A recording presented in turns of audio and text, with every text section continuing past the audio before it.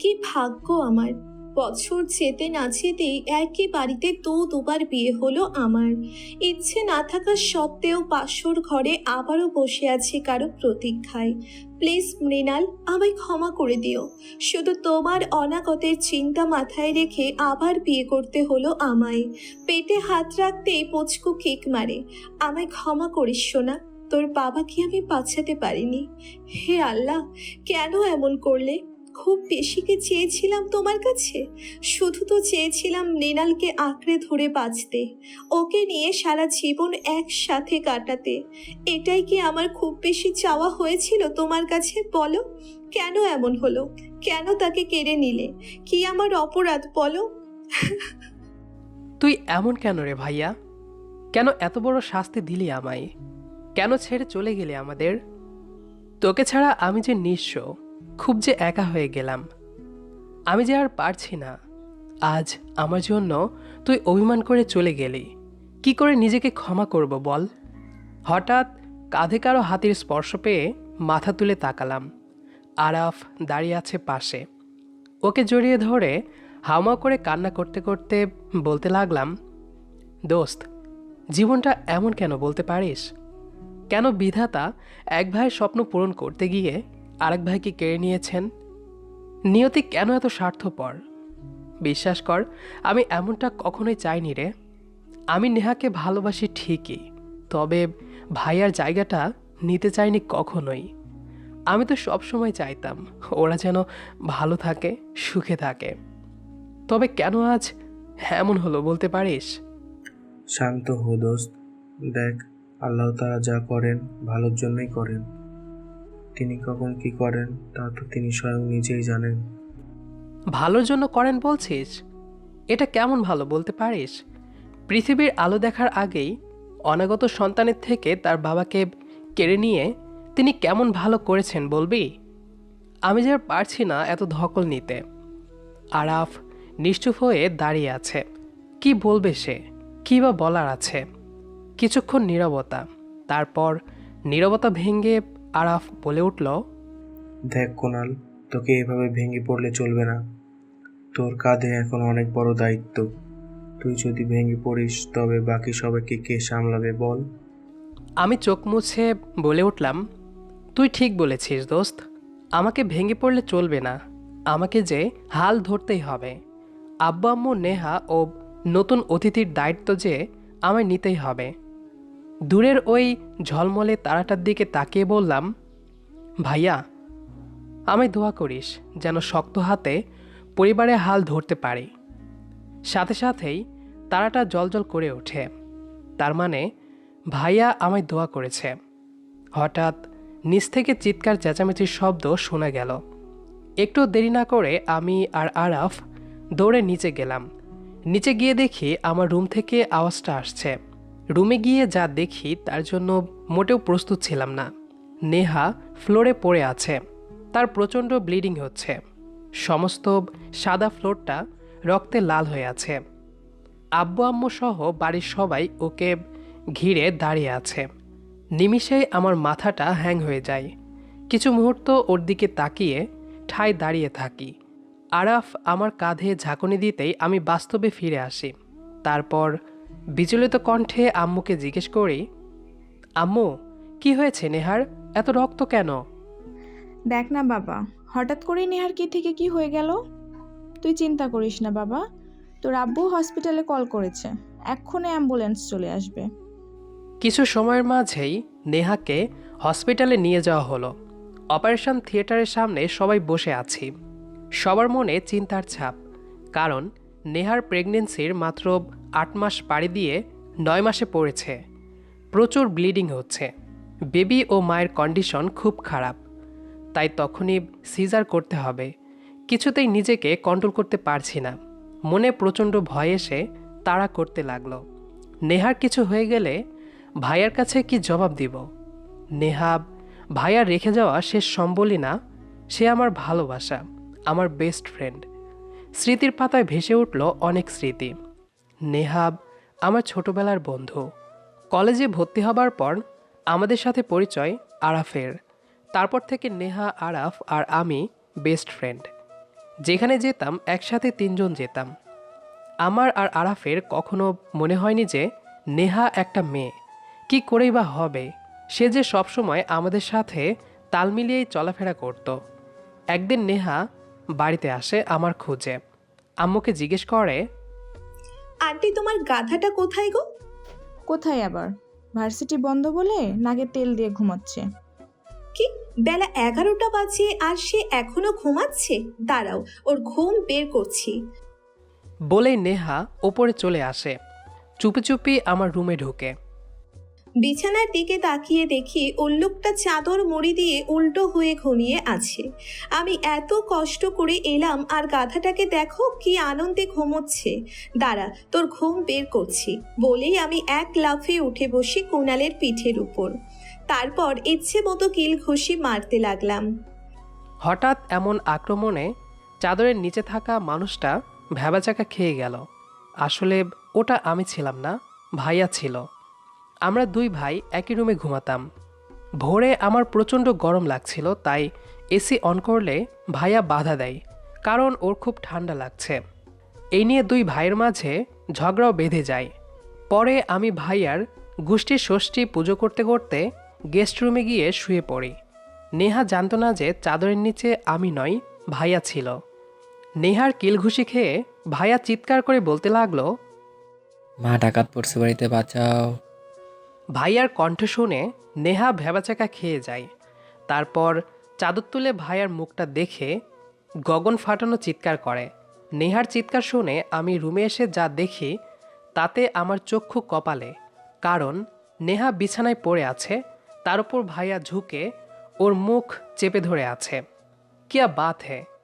হায়রে বালু পাশা, এতদিন তুই কোথায় ছিলি? আমি গলা খাকড়ি দিলাম, কিন্তু সেদিকে তাদের কোনো খেয়াল নেই। দুজন দুজনের চোখের দিকে তাকিয়ে আছে তো তাকিয়েই আছে। আমার মাথায়ও চাপল দুষ্টু বুদ্ধি। তৎক্ষণাৎ বাথরুম থেকে এক বালতি পানি এনে দিলাম ওদের উপর ঢেলে। সঙ্গে সঙ্গে দুজন হকচুকিয়ে ওঠে। ভাইয়া লজ্জায় পালায় আর শাকচুন্নিটা রাগিলুকে আমার দিকে তাকিয়ে বলে, এই হাতির নাতি উল্লুকের ভাই ভাল্লুক, তুই পানি দিলি কেন? এ মা, তুই জানিস না মস্ত একটা উল্লুক যে তোর ওপর চেপে বসেছিল, তাকে তাড়াতাড়ি তো পানি দিলাম যেন তাড়াতাড়ি তোকে ছেড়ে দেয়। তাই বলে তুই এভাবে আমাকে ভিজিয়ে দিবি? এখন আমি বাড়ি যাব কি করে? কেন? উল্লুকটার নিচে পড়ে যখন ওর দিকে ড্যাবডেবিয়ে তাকিয়েছিলি তখন মনে ছিল না? হাইরে পেরেম, এতদিন কই ছিল? উগান্ডাই হারামি, কি বললি তুই? বলেই হাতের কাছে শোপিসটা দেখে ওটা দিয়ে মারতে গেলাম কুণালকে, কিন্তু ওকে আর পাই কে, সে তো এক দৌড়ে পগার পায়। আমাকে না পেয়ে নেহা পারছে না নিজের চুল নিজেই ছিঁড়তে। আসলে তার মনে ছিল না যে আজ শুক্রবার, ভাইয়া যে বাড়িতে থাকবে। রাগে কটমট করতে করতে ক্যাবিনেটটা খুলে আমার সমস্ত কাপড় চোপড় ফ্লোরে ছড়িয়ে ছিটিয়ে ফেলে দেয়। সেখান থেকে একটা কালো 3/4 প্যান্ট ও সবুজ রঙের টি শার্ট নিয়ে পরতে লাগলো, আর সাথে তো বিখ্যাত বিখ্যাত গালি দিয়ে আমার গুষ্টি তুষ্টি করছেই। ঠিক তখনই এন্ট্রি নিল ভাইয়া। ভাইয়া যে বাথরুমে ঢুকেছিল সে কথা নেহা ভুলেই গিয়েছিল। আবারও সেই ভুবন কাঁপানো চিৎকার। ভাইয়া দৌড়ে বাথরুম থেকে বেরোতে গিয়ে স্লিপ কেটে নেহাকে নিয়ে ধরাম করে মাটিতে গিয়ে পড়ল। এবার দুজনের ঠোঁট একত্রিত হয়ে গেল। নেহা পড়ে গিয়ে চোখ খিচে আছে, কিন্তু ভাইয়া এক ধ্যানে ওর প্রেয়সীর দিকে তাকিয়ে রইল। আবার চিৎকার শুনে আমি রুমে এন্ট্রি নিলাম, কিন্তু এ অবস্থায় দুজনকে দেখে এবারও বড় ধরনের একটা শক খেলাম। সাথে সাথে কিছু পিক তুলে নিলাম। ওদের ধ্যান ভাঙতে ইচ্ছে করে দিলাম এক চিৎকার। ভাইয়া ক্যাবলাকান্তের মতো তাকিয়ে রইল আমার দিকে, কি হচ্ছে তা বোঝার জন্য। আর এদিকে নেহা তাকিয়ে আছে ভাইয়ার দিকে। বিনা টিকিটে এমন একটা রোমান্টিক ফিল্ম দেখব, যদি আগে জানতাম না তবে আরাফকেও বাড়িতে ডেকে আনতাম। হায়রে কপাল, কালে কালে যে আরও কত কি দেখতে হবে তা তো স্বয়ং বিধাতাই জানে। বিয়ে না করেই এমন, না জানি বিয়ে করলে আরও কত কি দেখতে হবে। তোদেরকে তো কচু পাতার মেডেল দেওয়া দরকার। তবে হারামি তারা, আজ তোর একদিন কি আমার যতদিন লাগে। বলেই ভাইয়া যেই উঠতে যাবে তখনই নেহার ওড়নাটাই পা পড়ে। পা পিছলে গিয়ে আবারও পড়ল নেহার ওপর। আমি কিছু দেখিনি ভাই, তোরা দিনে দুপুরে রোমান্স কর, আমি গেলাম। বলে দরজাটা লক করে এক দৌড়ে পালালাম। ভাইয়া সবেমাত্র শাওয়ার নিয়ে এসেছে, গায়ে এখনও বিন্দু বিন্দু পানি জমে আছে। মাথা থেকে টুপটুপ করে পানি গড়িয়ে পড়ছে নেহার মুখে। সেই পানির স্পর্শে নেহা কেঁপে কেঁপে উঠছে বারবার। প্রতিটা পানিবিন্দু ওকে নতুন কোনো শিহরণের সাথে পরিচয় করিয়ে দিচ্ছে। সে যেন এক নাম না জানা অনুভূতি। নেহার ঠোঁটজোড়া কাঁপছে। ভাইয়া পলক্ষীনভাবে তাকিয়ে আছে ওর কাঁপা কাঁপা ঠোঁটের দিকে। বারবার আকৃষ্ট হচ্ছে নেহার ঠোঁটের প্রতি। নিজেকে কেন জানি না কন্ট্রোল করতে খুব কষ্ট হচ্ছে তার। তাই তাড়াতাড়ি করে উঠে কাপড় নিয়ে আবার ওয়াশরুমে ঢুকে পড়ে। নেহা ওর যাবার পানে তাকিয়ে রইল পলক্ষীনভাবে। মনে মনে ভাবতে লাগলো, আজ কেন এমন লাগছে আমার? আর মৃণাল ভাইয়াকে তো এত দিন ধরে দেখে আসছি, কই কখনো তো এমন অনুভূতি হয়নি। তবে আজ কেন এমন লাগছে?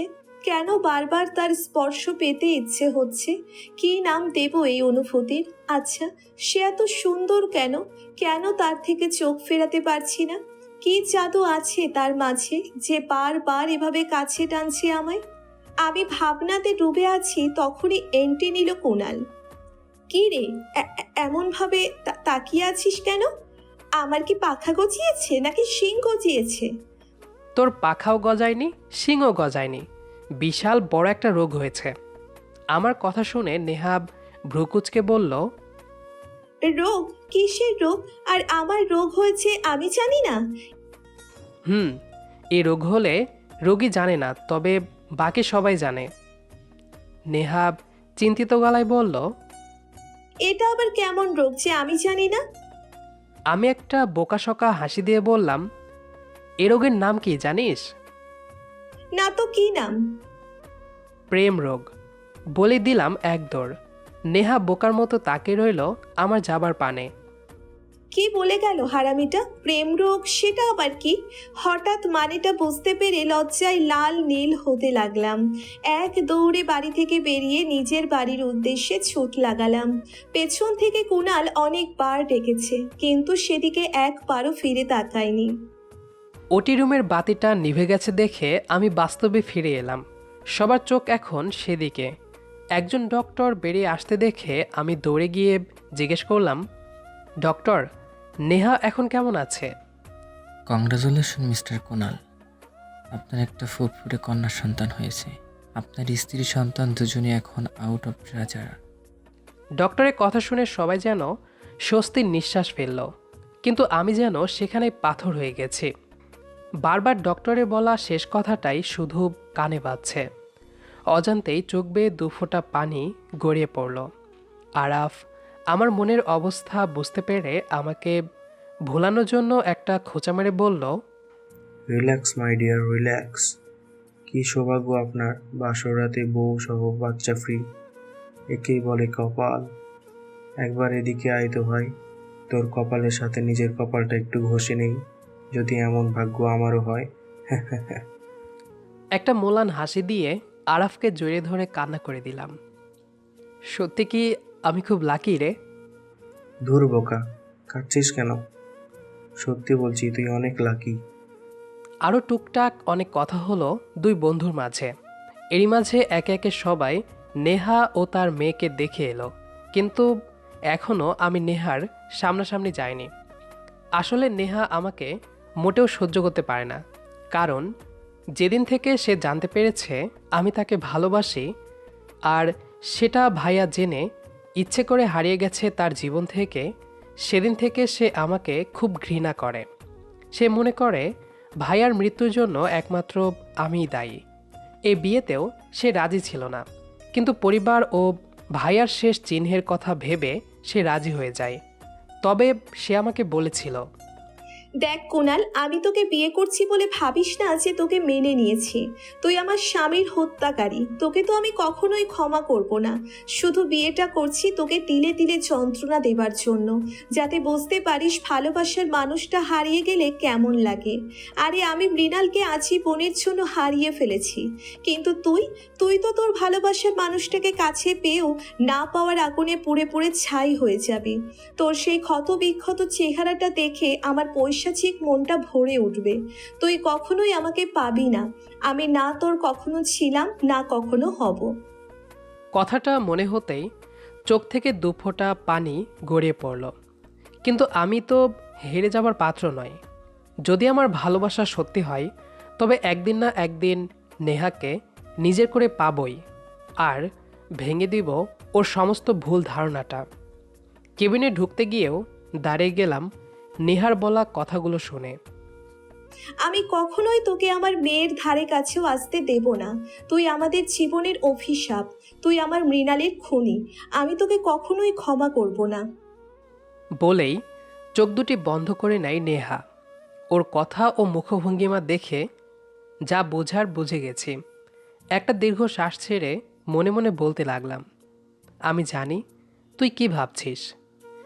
এতদিনের বন্ধুত্ব আমাদের, কিন্তু আফসোস তুই এখনও আমায় চিনতে পারলি না। তারপর চোখ মুছতে মুছতে ছাদে চলে এলাম। আকাশের দিকে তাকিয়ে ভাবতে লাগলাম পুরনো দিনের কথাগুলো। আচ্ছা আম্মু, তোমার একা একা বাড়িতে থাকতে বোরিং লাগে না?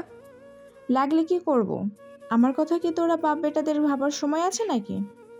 আমি মরলেই কি আর বাঁচলেই কি, তোরা ভালো থাকলেই হয়। আমার কথা ভাবতে হবে না তোদের। মায়ের এমন অভিমানী ভরা কথা শুনে মাকে পেছন থেকে জড়িয়ে ধরে কাঁধে মুখ রেখে বললাম, আচ্ছা, তোমার জন্য যদি একজন গল্প করার সাথী এনে দেই তবে কেমন হবে? না মানে আমি বলতে চাইছিলাম কি, ভাইয়ার তো বিয়ের বয়স হয়ে গেছে, ওকে একটা বিয়ে দিলে কেমন হয়? তুমি একটা গল্প করার সাথী পেলে, আর ঘরটাও পরিপূর্ণ হলো। আমার কথা শুনে ভাইয়া সাথে সাথেই বিষম খেয়ে ওর কাশি উঠে যায়। আম্মু ভাইয়ার মাথায় ফু দিয়ে এক গ্লাস পানি এগিয়ে দেয়। আরে আম্মু, তুমি এত উতলা হচ্ছ কেন? তোমার ছেলে তো ছেলে না, একটা হাফ লেডিস। তাই তো দেখছো না, বিয়ের কথা শুনে মেয়েদের মতো কেমন লজ্জা পাচ্ছে। আমার কথা শুনে ভাইয়া অগ্নি দৃষ্টিতে তাকিয়ে আছে আমার দিকে। এই রামছাগলের বাচ্চা, একদম তাকাবি না মন করে। লজ্জা করে না তোর? বিয়ে শাদি করে তোর বন্ধুরা দিব্যি সংশয় করছে, আর তুই এখনো ব্যাচেলর।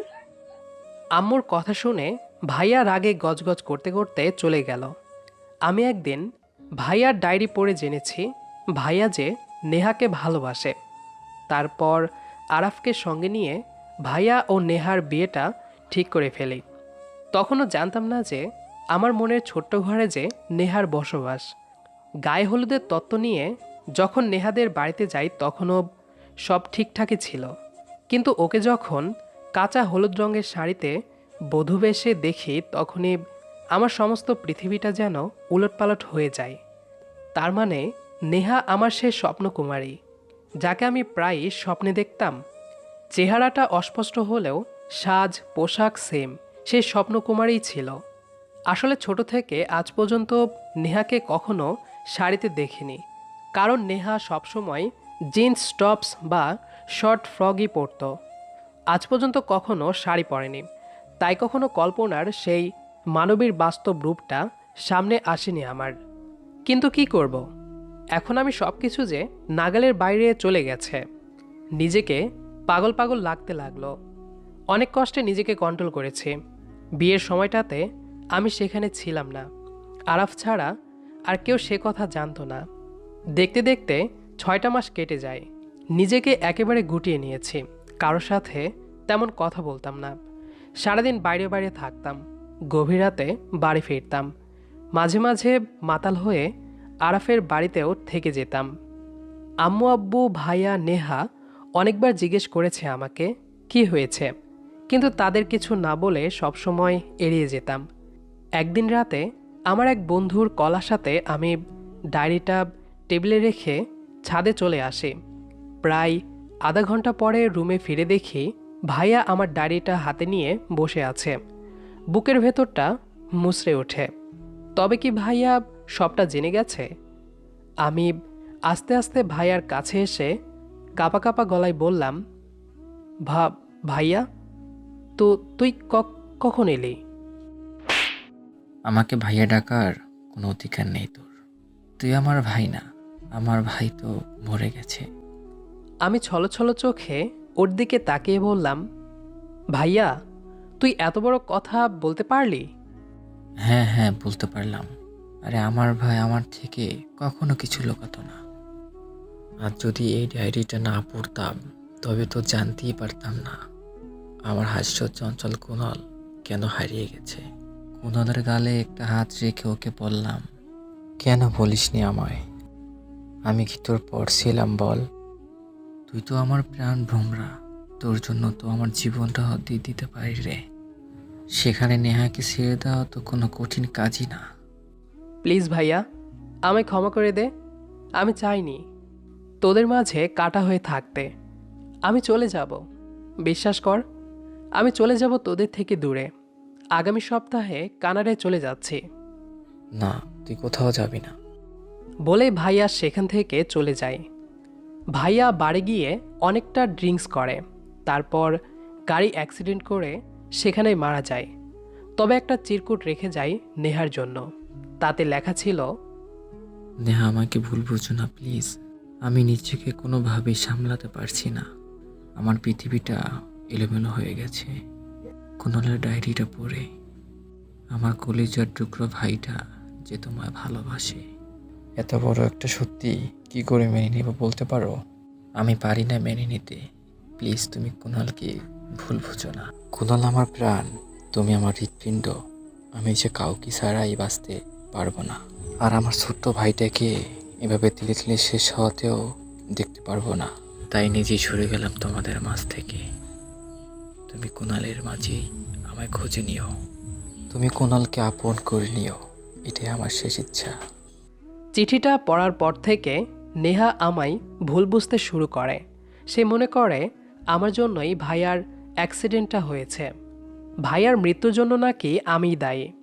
তুই এখানে আর আমি তোকে কোথায় না কোথায় খুঁজেছি। আমি চোখ মুছে উঠে দাঁড়িয়ে বললাম, কেন? আমায় খুঁজছিস কেন? আরে আজ তো নেহাকে বাড়ি নিয়ে যেতে হবে। ও হ্যাঁ, চল। বলেই নিচে এসে সব ফর্মালিটি পূরণ করে নেহাকে নিয়ে বাড়ি চলে এলাম। নেহা আমায় এখনও সহ্য করতে পারে না, এমনকি বাবুকেও আমার কাছে আসতে দেয় না। এভাবেই কাটতে লাগলো দিন। দেখতে দেখতে 8টা মাস কেটে গেল, কিন্তু নেহা আগের মতোই একরোখা রয়ে গেছে। আজ আরাফের বিয়ে। ওর বাবা মা আমেরিকায় থাকে। ওর বোনের কাছে আর তেমন কোনো আত্মীয় স্বজনও নেই ওর, তাই কাজী অফিসেই বিয়েটা সেরে নিল। সাক্ষী হিসেবে আমি আর আম্মু আব্বু ছিলাম। বিয়ে শেষে আরাফ ওর বাড়িতে যেতে চাইলে আম্মু আব্বু ওকে আটকে দেয়, কারণ আরাফকে ওনারা আমার মতোই ভালোবাসে। নওরিনকে আমাদের বাড়িতে নিয়ে যাওয়ার কথা শুনে আমার মাথায় একটা দুষ্টু বুদ্ধি আসে। আমি সবাইকে সবটা বুঝিয়ে বলি। আমার কথাই সবাই রাজিও হয়ে যায়। কলিং বেলটা বাজতেই নেহা এসে দরজাটা খুলে দেয়। আমার পাশে নওরিনকে দেখে নেহার মাথায় যেন আকাশ ভেঙে পড়ে। ও হা হয়ে আমাদের দিকে তাকিয়ে আছে। আসো বৌমা, ঘরে আসো। বৌমা? আব্বু, এই মেয়েটা কে? আর তুমি তাকে বৌমা বলছো কেন? আর ওর পরনে বিয়ের সাজ কেন? একটু আগে বিয়ে হয়েছে, তাই ওর পরনে বিয়ের সাজ। আর আমার ছেলের বউকে আমি বৌমা বলবো না তো কি বলে ডাকবো শুনি? আম্মুর মুখে এমন কথা শুনে নেহাব বাকরুদ্ধ। সে যেন পাথর হয়ে গেছে।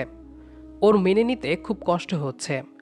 ওকে দেখে দেখিয়ে সবাই নওরিনের সাথে নতুন বইয়ের মতো আচরণ করছে। নেহা সইতে না পেরে দৌড়ে নিজের রুমে চলে যায়। রাতে আর নিজের রুম থেকে বের হয়নি নেহা।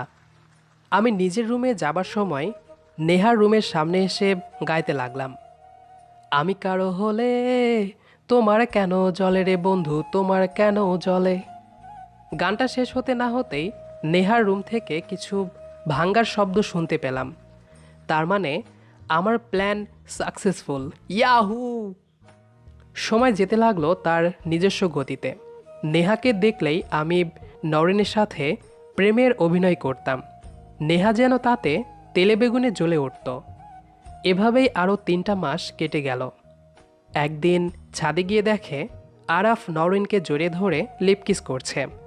তা দেখে ও যা বোঝার বুঝে যায়। ছাদ থেকে রাগে ফুঁসতে ফুঁসতে আমার রুমে এসে আমাকে এক ধাক্কায় বিছানায় ফেলে দিয়ে আমার বুকের ওপর চড়ে বসে। সজোরে গালে একটা থাপ্পড় বসিয়ে দেয়। তারপর কলার চেপে ধরে চেঁচিয়ে বলে উঠল, তোদের কি আমায় মানুষ বলে মনে হয় না? কেন করলি এমনটা বল, উত্তর দে। আমি তো থাপ্পড় খেয়ে গালে হাত দিয়ে অবাক হয়ে ওর দিকে তাকিয়ে আছি। হঠাৎ ওর এমন আক্রমণের কারণটা কিছুই বুঝতে পারছি না। বোকা বোকা কণ্ঠে বলে উঠলাম, লে হালুয়া, আমি আবার কি করলাম? তুই কিছু করিসনি তাই না? বলে আমার ঠোঁটজোড়া দখল করে নেয়। এত জোরে জোরে বাইট দিতে লাগলো যে গলগল করে রক্ত ঝরতে লাগলো। পাক্কা 10 মিনিট পর ছেড়ে দেয়। চলে যেতে নিলে আমি একটানে ওকে বিছানায় ফেলে দিয়ে জিজ্ঞেস করলাম, ভালোবাসিস আমায়? নেহা নিশ্চুপ। কিরে বল। জানিস তো নীরবতা সম্মতির লক্ষণ। তবে কি? ওকে এক ধাক্কায় সরিয়ে দিয়ে দৌড়ে বিছানা থেকে উঠে গিয়ে দরজাটা খুলতে খুলতে বলে উঠলাম, জানিস যখন তখন আবার জিজ্ঞেস করছিস কেন? নেহার কথা শুনে আমি কিছু সময়ের জন্য বাকরুদ্ধ হয়ে গেলাম। নিজের কানকেও বিশ্বাস করতে পারছি না। এতদিনের স্বপ্ন তবে কি আজ পূর্ণ হতে চলেছে?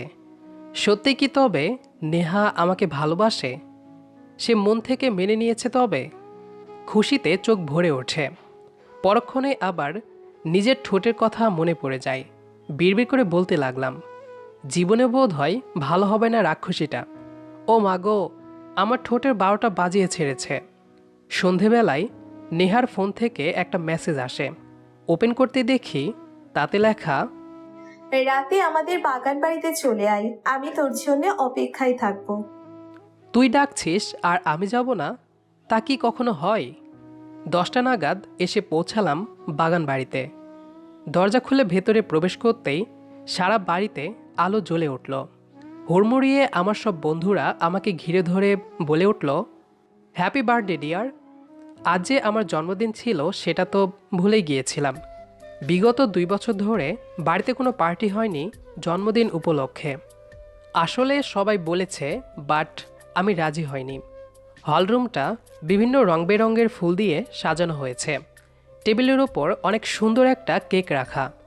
সব কয়টা হারামি মিলে আমাকে ধরে সেখানে নিয়ে যায়। কেক কেটে কাউকেই খাওয়াইনি, সব কয়টাই মুখে মেখে দিলাম। হারামিগুলো 1 ডজন ডিম, পচা টমেটো ও কয়েক কেজি ময়দা আমাকে মাখিয়ে দিল। এটা কি বার্থডে পার্টি ছিল নাকি আমাকে ভূত বানানোর পরিকল্পনা ছিল? কিছুই বুঝতে পারছি না। কাঁচা ডিম ও পচা টমেটোর বাজে গন্ধে বমি আসতে লাগলো। হারামিগুলো আমাকে ভূত বানানোর সমস্ত ভিডিও ফেসবুকে আপলোডও করে দিল। আমার প্রেস্টিজের 12টা বাজাতেও ছাড়লো না সোশ্যাল মিডিয়ায়। কোনো মতে ওদের হাত থেকে বেঁচে ওয়াশরুমে ঢুকে গেলাম। লম্বা একটা শাওয়ার নিয়ে বের হলাম।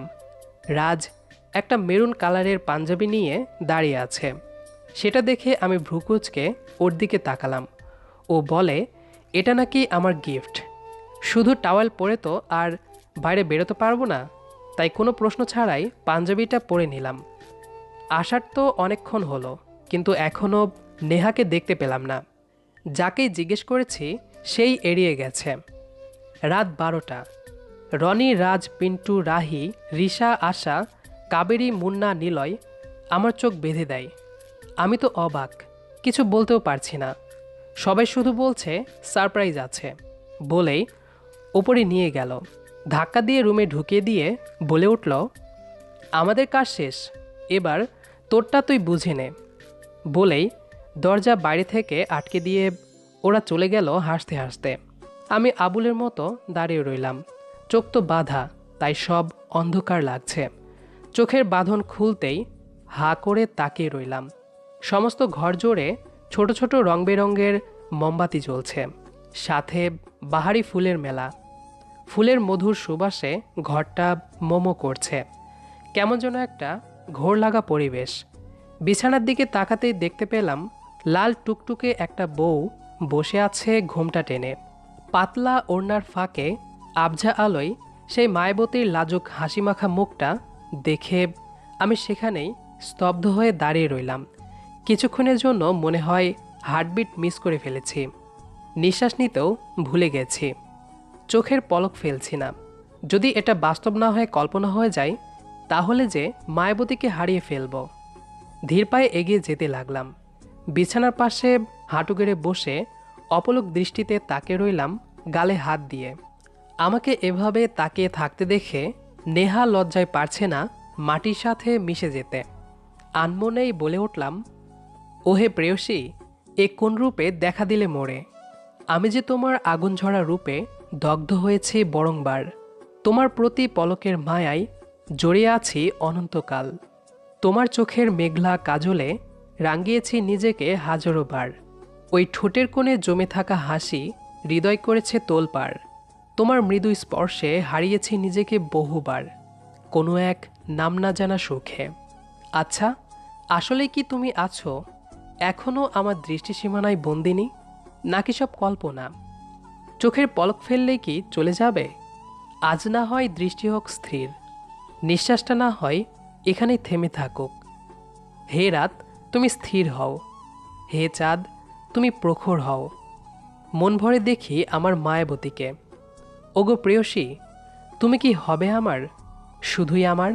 থাকবে কি একান্তই আমার হয়ে? আমার কথা শুনে নীলা বিছানা থেকে নেমে এসে আমার সামনাসামনি বসে দুগালে হাত রেখে বলে উঠল, তোমার প্রেয়সী যে শুধুই তোমার। আজ তোমার প্রেয়সী তোমার হতেই যে এত আয়োজন। আজ মত্ত মধুকরের কাছে নিজেকে নিজেই তুলে দিবে ফুল তার সুধা নিতে। নেহা আজ সেভাবে সেজেছে যে রূপ দেখে আমার মনে নেহার জন্য ফিলিংস সৃষ্টি হয়েছিল। এখনও তাকিয়ে আছি নেহার দিকে। আজ যে দৃষ্টি সরাতে পারছি না। নেহা বুঝতে পেরে আমার ওষ্ঠদয় নিজের দখলে নিয়ে আসে। এবার আমি বাস্তবে ফিরে মুচকি হেসে নেহাকে নিজের বাহুডোরে আবদ্ধ করে নিয়ে ওর ডাকে সাড়া দেই। কিছুক্ষণ পর নেহা আমায় ছেড়ে দিয়ে ব্যালকনিতে চলে যায়। আমিও ওর পিছু পিছু আসি। নেহা ব্যালকনিতে এসে দোলনায় বসে পড়ে। আমি ওর নেহার পাশে বসে জিজ্ঞেস করি, নেহা, সত্যি করে একটা কথা বলবি? আমি জানি তুই কি জানতে চাইছিস। আমি তোকে মন থেকে মেনে নিয়েছি, তবে মুখ ফুটে কিছু বলিনি, কারণ আমি আজকের এই দিনটাই যে অপেক্ষায় ছিলাম। তবে দুপুরে এমনটা করলি কেন? এত বড় সত্যিটা তোরা আমার থেকে লুকিয়ে রেখেছিস, আমি কেন জানি মানতে পারিনি রে। সত্যি কথা বলতে আমার আগেই সন্দেহ হয়েছিল ওই বাদরদের উপর, তবে উপযুক্ত কোনো প্রমাণ পাইনি। কিন্তু আজ ছাদে গিয়ে ওদের কাণ্ড দেখে সব পরিষ্কার হয়। তুই তো জানিস আমি কেমন, বলেই ওর বুকে মাথা রাখি। জানিস কুনাল, তোর এই বুকে না অদ্ভুত কিছু একটা আছে রে। যখনই তোর বুকে মাথা রাখি কেন জানি না আমার সমস্ত কষ্ট বিলীন হয়ে যায়, এনে দেয় অনাবিল প্রশান্তি। কি আছে তোর এই বুকে? অফুরন্ত ভালোবাসা, বুঝলি পাগলি, যা এতদিন তোর জন্য সযত্নে একটু একটু করে সঞ্চয় করে রেখেছি। আমি জানি তো। তবে প্রশ্ন করলি কেন? তোর মুখ থেকে শুনতে চেয়েছি তাই। তবে রে পাজি, আরও শক্ত করে জড়িয়ে ধরলাম ওকে। কিছুক্ষণ নীরবতা ভেঙে নেহাকে বলে উঠলাম, কী রে, সারা রাত কি এখানে এভাবে বসিয়ে রাখার ইচ্ছে আছে নাকি?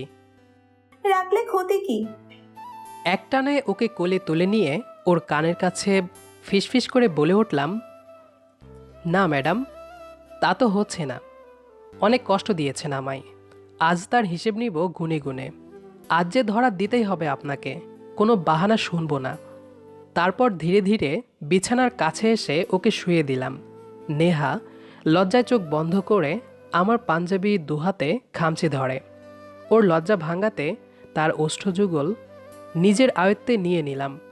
হারিয়ে গেলাম দুজনার মাঝে।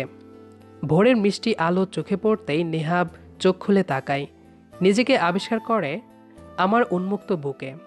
ওকে জড়িয়ে ধরে গভীর ঘুমে আচ্ছন্ন হয়ে আছি আমি।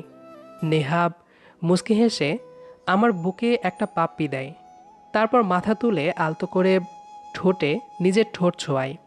হালকা বাইট দিতেই আমি নড়েচড়ে উঠে হাতের বাঁধন একটু আলগা করে দেই। সুযোগ বুঝে নেহাব উঠে পালাই।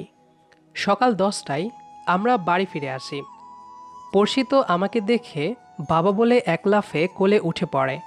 আমিও পরম আবেশে জড়িয়ে ধরি মেয়েকে। বিকেলে আরাফ নওরিন চলে যেতে নিলে আম্মু আব্বু ওদের আটকে দেয়। ওদের এক কথা, 2 ছেলেকে নিয়ে একসাথে বাকি জীবনটা কাটাতে চায় ওরা। আব্বু আম্মুর কথা আর ফেলতে পারেনি আরাফ, তাই আমাদের বাড়িতেই থেকে যায় ওরা। সবাই মিলে একসাথে হাসি আনন্দে কাটতে থাকে দিনগুলো। এভাবেই অমর হোক প্রতিটা ভালোবাসা। আমাদের আজকের গল্পটি আপনার কাছে কেমন লেগেছে সেটি অবশ্যই কমেন্ট করে জানাবেন। দেখা হবে আবার নতুন কোনো গল্প নিয়ে। সেই পর্যন্ত আমাদের সাথেই থাকবেন। গল্পটি শেষ পর্যন্ত শোনার জন্য অসংখ্য ধন্যবাদ।